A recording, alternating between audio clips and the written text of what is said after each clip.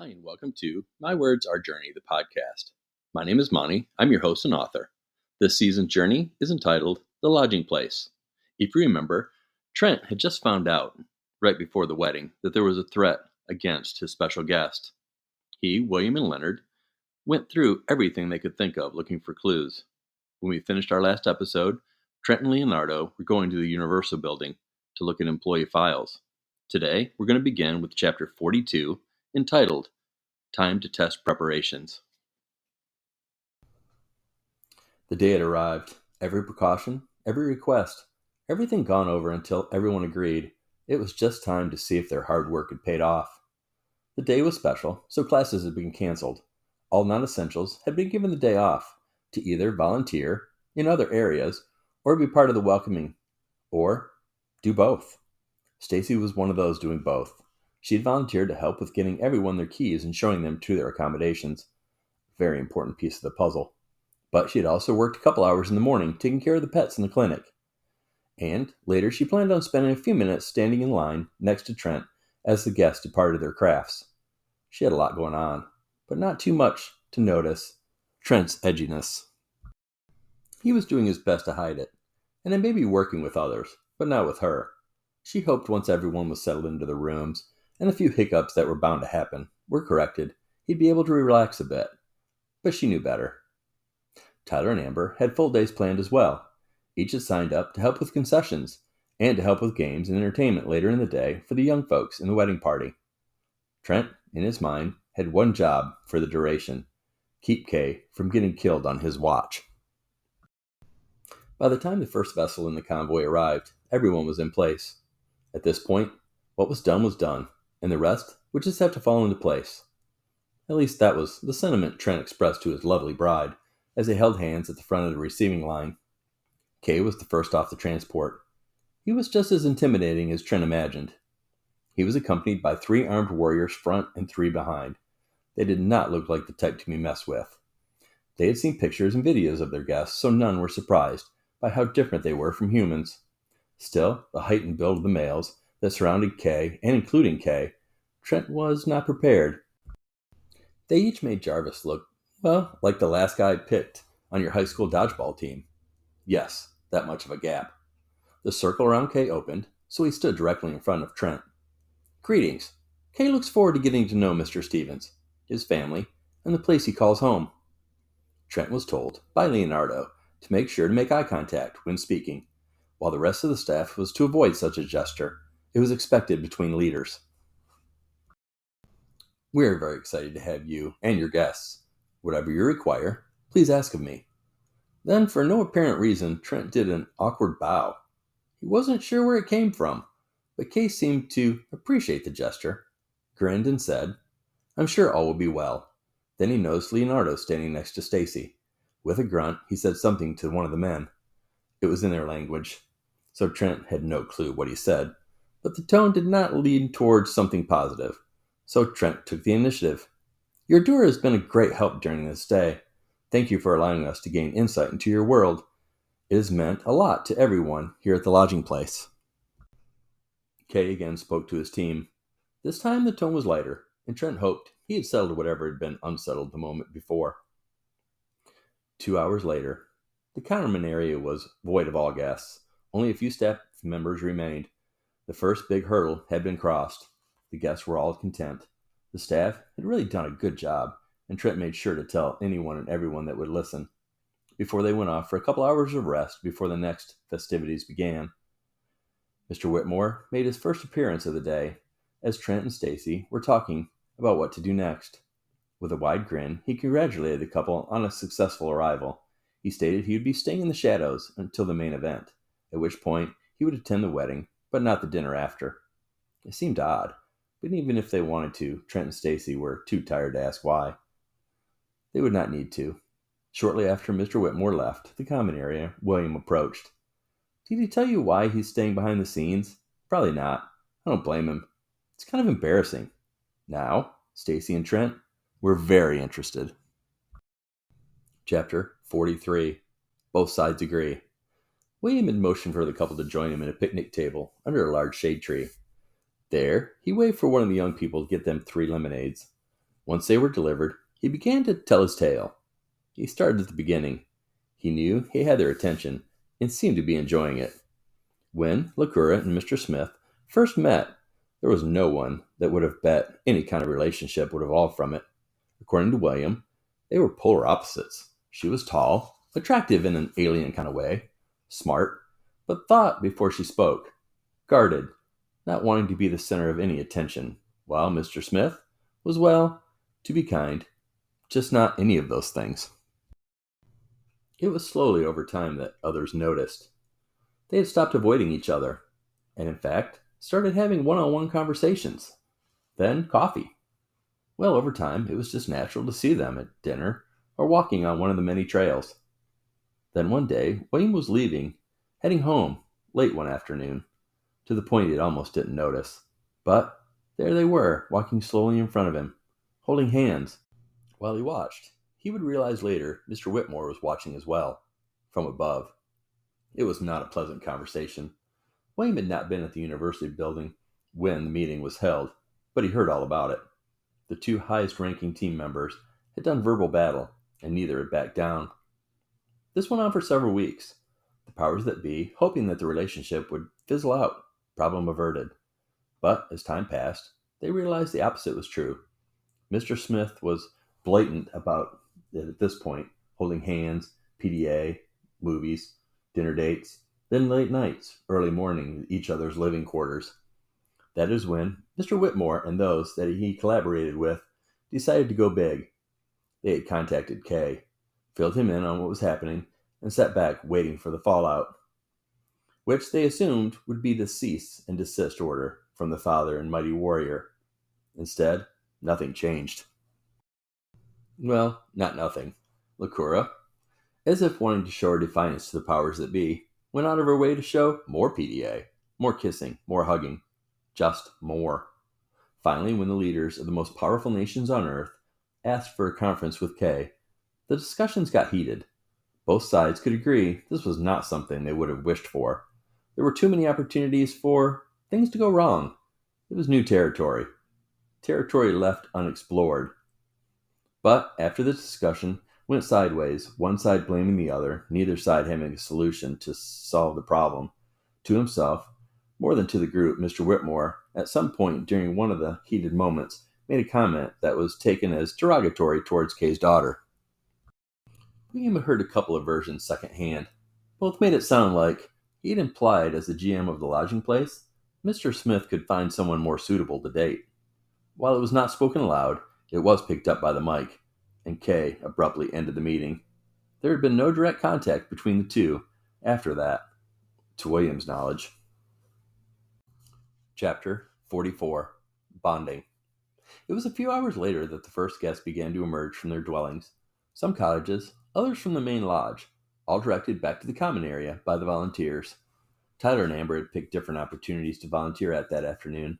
Tyler had been asked to assist at a game station where young and old alike would have 3 tries to shoot at an approaching meteor, take it out of the sky to save the world from doom. The graphics literally were out of this world as far as Tyler was concerned. He hoped he'd have a chance to try the simulator before the day was done. To his left, and 3 booths down, Amber was helping at a petting zone. That was located right next to the out-of-this-world slushy stand. They expected to be busy. Trent had asked Stacy to give up some of her afternoon volunteering so she could be together with him through the rehearsal dinner. She was a little surprised, but happy that he had asked. Making the arrangements had been easy. So Trent and Stacy walked from station to station, thanking the volunteers and staff, making small talk and overall being available when needed. William was doing the same. Trent had seen him a couple of times. They had spoken and agreed. To this point, everything was going well, as could be expected. As the two were about to part ways, Kate entered the common area with his entourage. Still the same security detail, wife behind with her own security, and now Trent noticed the 3 children that followed behind their mother. To the rear of the group, Trent was surprised to see Leonardo, head down, looking defeated, as if he had been reminded of his place. By the time Kay approached Trent, William had found somewhere else to be. The rest of his party was making its way towards the booths. Stacy excused herself and made her way towards the booths as well. Kay crossed his arms, looked at Trent, and spoke. How do you think everything is going so far? Before he could really think about his answer, Trent responded, Doesn't matter what I think, sir. Just what you, your daughter, and your guests think. Kay then said flatly, Are you prepared to do battle if we are attacked? Yes, sir, to protect my family and yours as well. With that, Kay's demeanor softened, and he looked down towards his family, who was now talking with Stacy and Amber, each holding frozen treats. Kay made a motion for them to walk. I would like to meet your son. A son tells a lot about the father. Tyler saw his father and Kay coming his direction. A sudden rush of adrenaline ran through him. Then the realization he was getting ready to interact with a very powerful warrior. As his father and the father of the bride approached, Tyler said, Would either of you like to take a shot? I have it set on difficult mode, but I may have to adjust the setting. No one's even come close yet. The meteor's quick and likes to dodge in and out of, well, I guess, space debris. Kay laughed, took the weapon lying on the table and said, Space debris is real, young man. It has brought down many a mighty ship in battle. I would prefer to leave this setting as is. With that, the game began. Now there was a crowd forming to watch the shooting skills of the mighty Kay. Most had read his bio. He was not only a great leader, but also led by example, always joining in the fight. The skill test was not only completing the mission, but also in what time. When Kay destroyed the target in 26 seconds, the crowd went crazy. It was a new best time. Then the crowd grew silent as he handed the weapon to his host, Trent, and said, Now let's see what the man that I've entrusted my family's safety can do. Trent was not ready for that. He had never held a weapon or seen the game, but he knew enough not to say no to Kay. Now Stacy had moved in beside her husband. There were no words. He just winked at her and asked Tyler to start the game. 22 seconds later, the crowd waited in silence to see how Kay would respond. When he let out a large, bolstering laugh and then began to beat his chest, his guards and everyone else joined in. They had just watched Trent not only beat the great warrior, but beat him by 4 seconds. Kay shook Trent's hand, leaned in close, and said only that he could hear, I appreciate what you just did. A real man does not want another man to let him win. A real man would prefer to be graceful in defeat. Then, to the audience that had gathered, Kay said, so everyone could hear, Tell my daughter, it is time. We'll rehearse for the wedding, and tell her they better get it right on the first time. Her father and Mr. Trent would like to start drinking. Now it was Stacy's turn to wink at her husband. Chapter 45. Everyone's invited. The rehearsal was uneventful for the most part.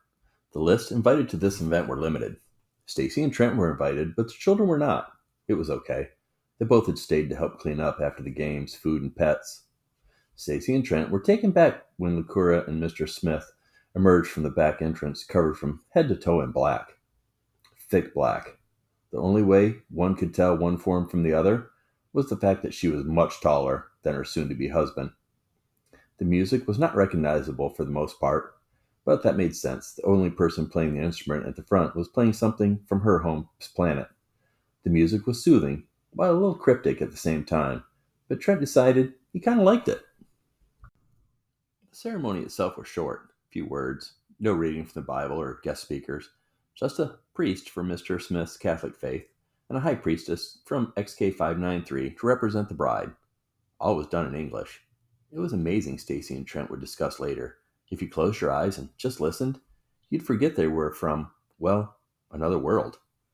The reception dinner had originally been only for those that attended the rehearsal, but as everyone departed the worship hall and volunteers guided the guests towards the great hall, Kay grabbed Trent by the arm. Would it be a problem if we opened the dinner to everyone that would like to come?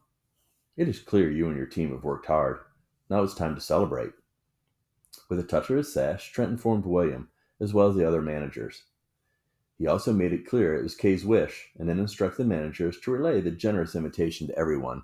Regarding food, drink, and seating, he asked the kitchen staff to pull burgers, fries, and hot dogs for the party, and he would be down to get them. Then he asked to have 2 portable grills brought to the great hall.